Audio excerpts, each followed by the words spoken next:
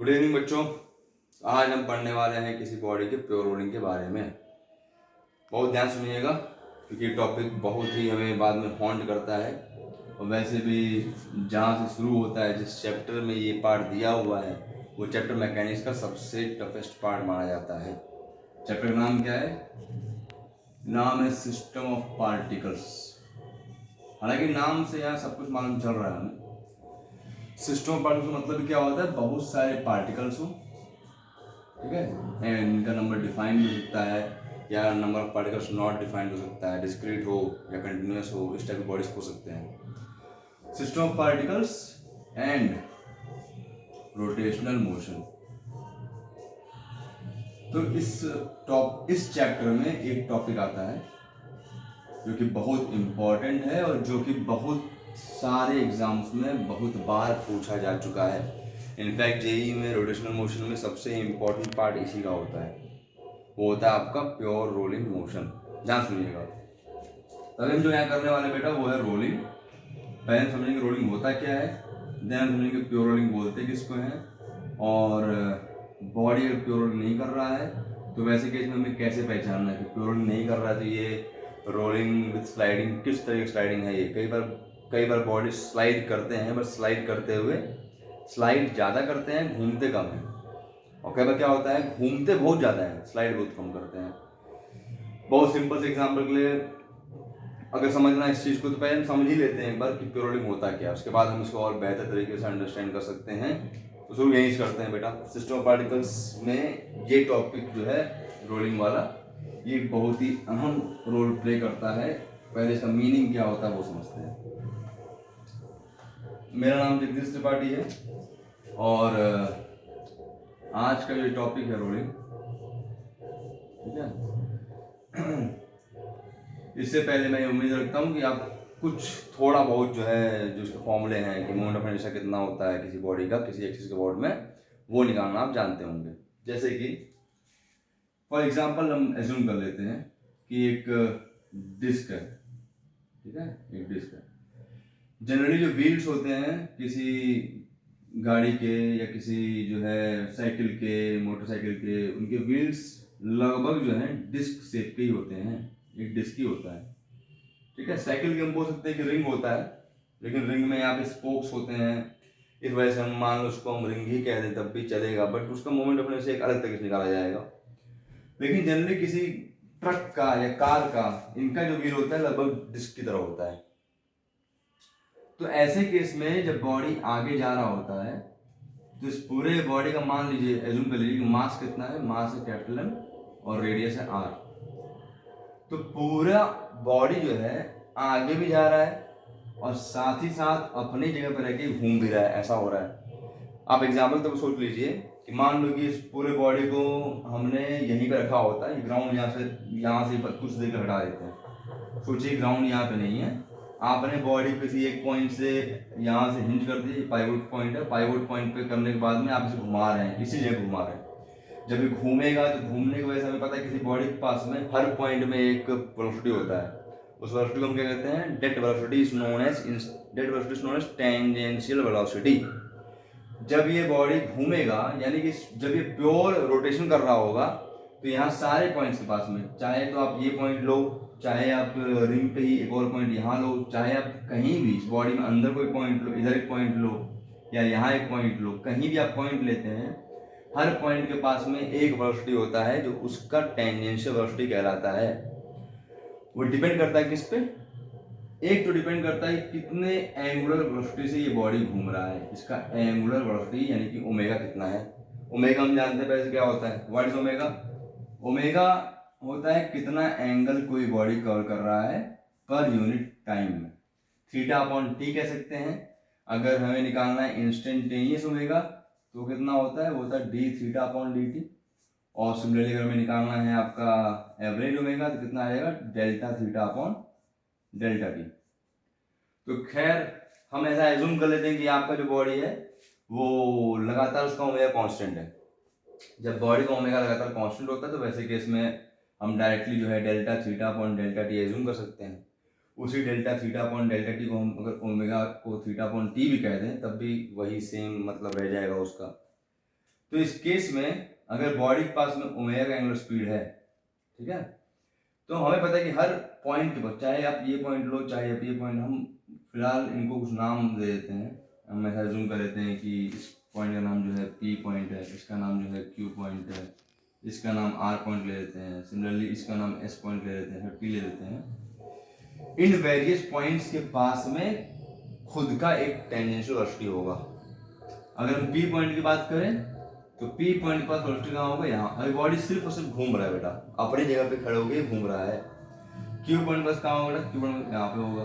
T के पास कहाँ होगा, T के पास अगर आपको पहचानना कहाँ होगा, तो we already know the tangential velocity is always perpendicular to this the position vector from the axis of rotation.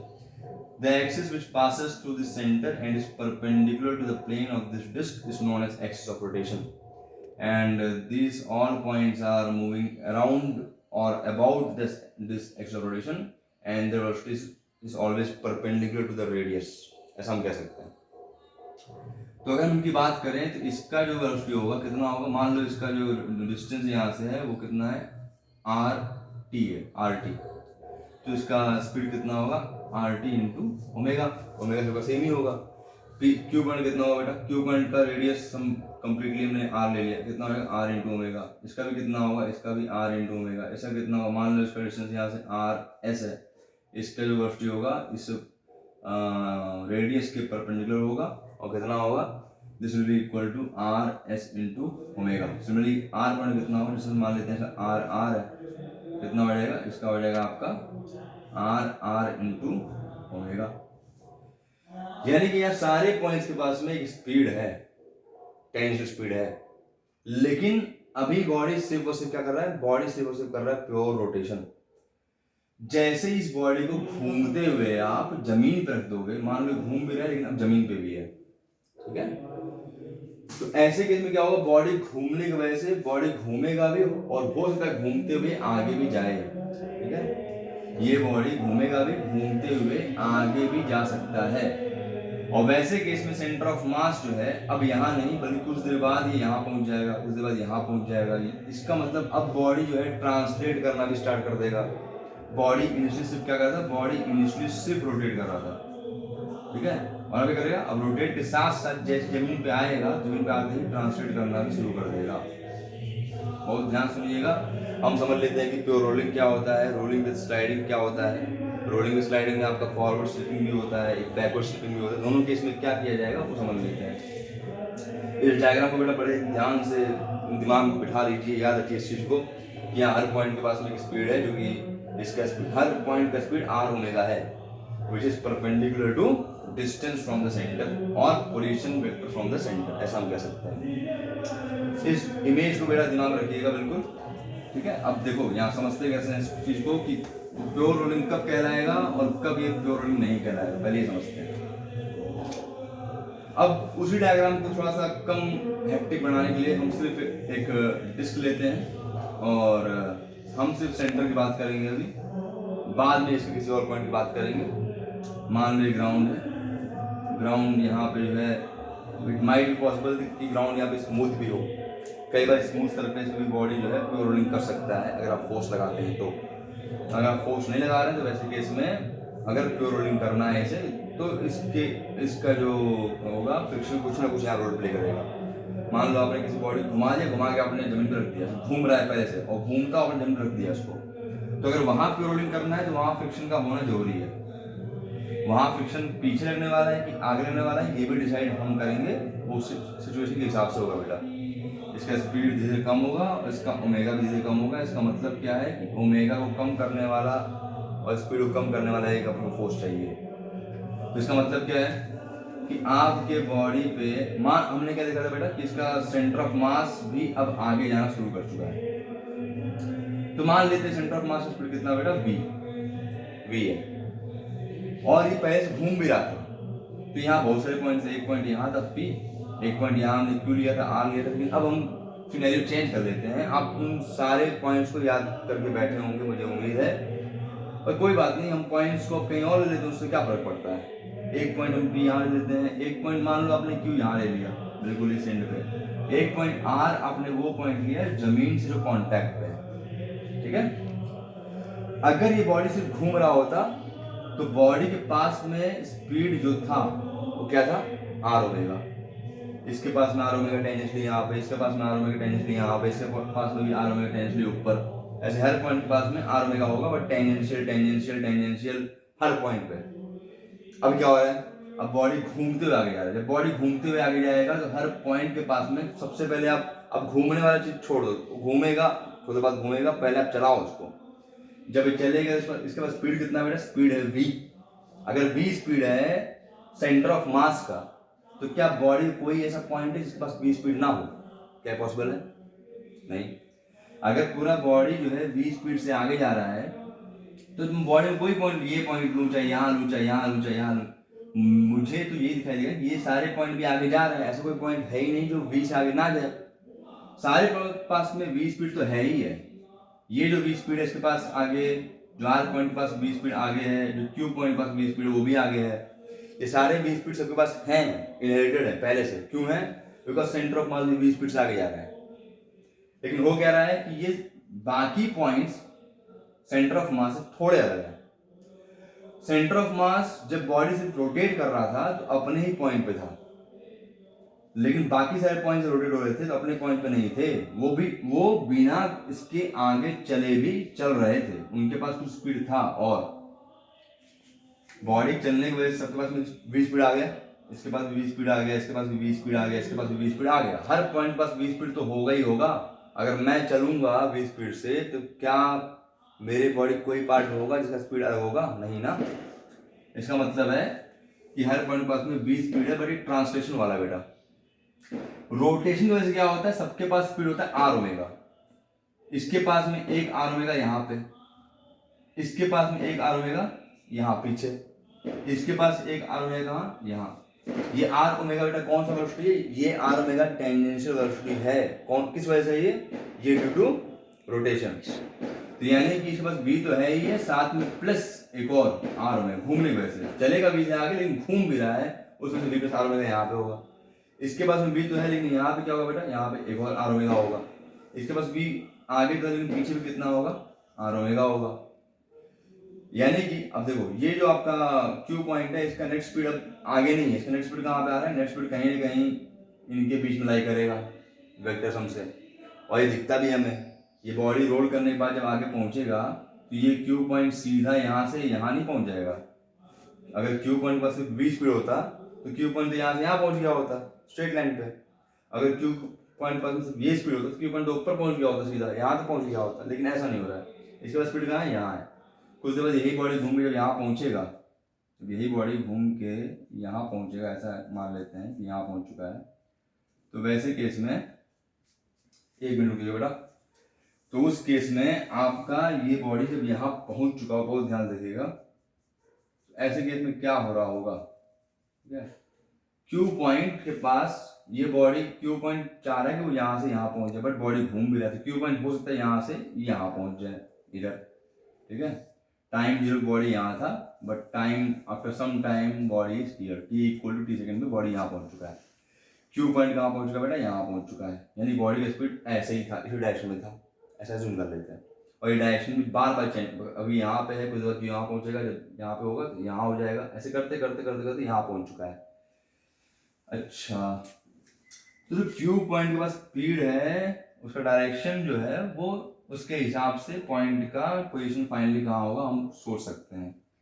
तो उसी तरीके से हम ये भी सोच लेते हैं कि चलो ऐसा घूमते घूमते कभी ना कभी P पॉइंट क्या होगा, P पॉइंट कभी ना कभी जो है जमीन पे आ चुका होगा घूमते घूमते।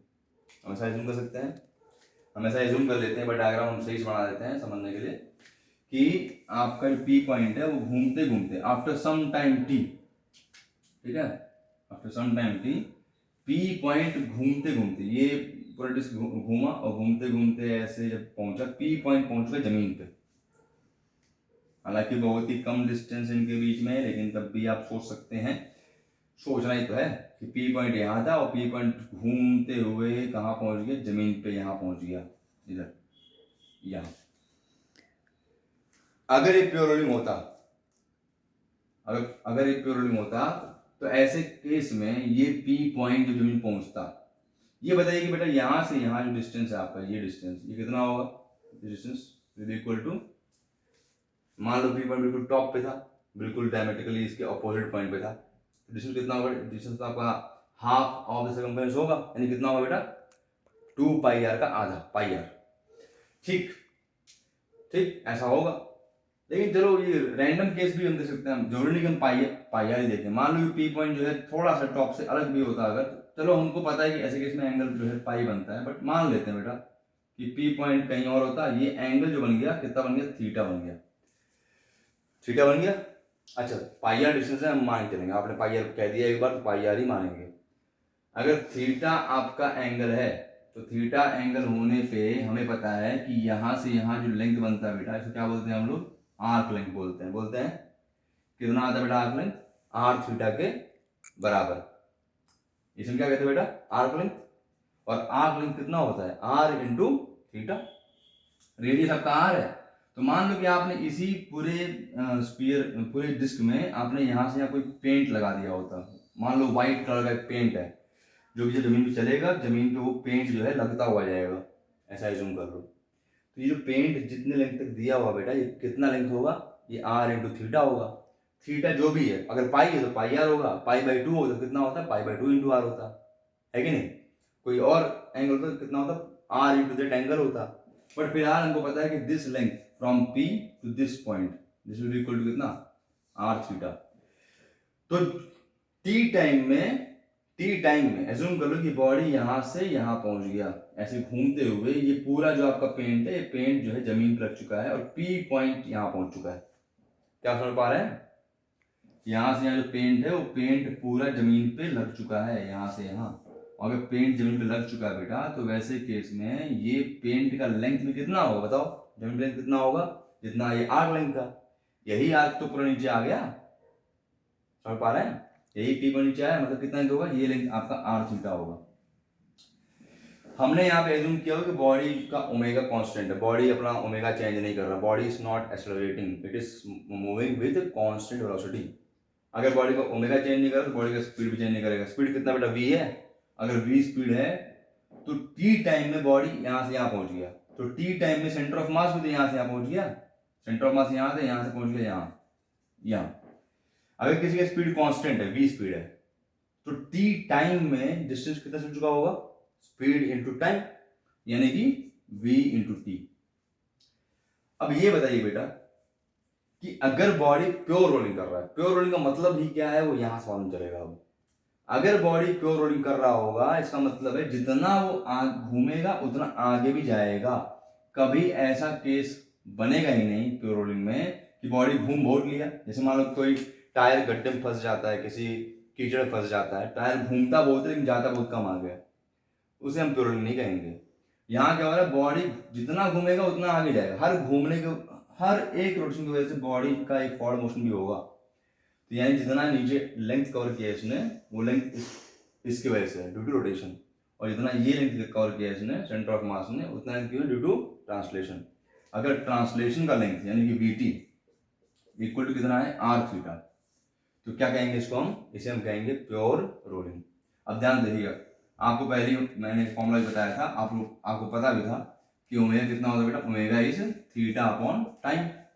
थीटा कितना हो जाएगा? Theta will be omega into time. कितना होगा?